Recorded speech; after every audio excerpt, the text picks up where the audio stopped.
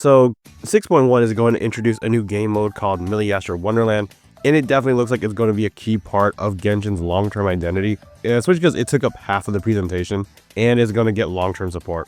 Personally, I think it has a lot of potential, but I have seen a lot of people be concerned about this game mode. The most common concern I've seen was, why is this not separate? The reason why it's not separate is because all the assets it's going to be using is already in Genshin. If it was its own separate game, that means people that wanted to play this and Genshin would be having to download the same assets twice, which is completely inefficient. And because it's using the same assets that are already in Genshin, it's not going to double your storage space. More than likely, what you are going to be downloading is the programming editor, which is a sort of visual programming language like Scratch. And it's a really basic one, so it looks like anybody can learn. It also looks like there's going to be an in-game animation program as well. I think one of the best parts about early Genshin was all the co-op stuff you could do, like with Windtrace. And I do think that Milliasher Wonderland can have that same kind of potential. For those who don't know, Milliasher Wonderland was created by Octavia, who's a member of the Hexen Circle. And while the rest of the Hexen Circle were making world-changing decisions, she made Roblox. There are so many people in the Genshin community that was very creative, and I think that if they're given the proper tools, they can make some really cool things.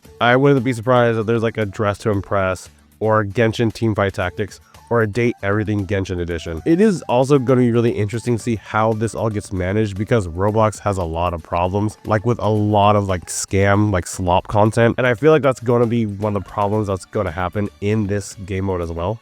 There's also a skin system, and you don't have to choose between male or female characters. You get both of them. The way that the skin system works is that you can craft them. This is like your free-to-play options. There's also skins that are locked behind a battle pass, and of course there's going to be a gacha because Hoyoverse needs to build another power plant. I am curious to see how this is going to work, because I'm curious to see how many people actually use this game mode, because it seems like a lot of people really only want to play Genshin and don't even want to touch this game mode, which is totally valid, by the way. There's nothing wrong with that.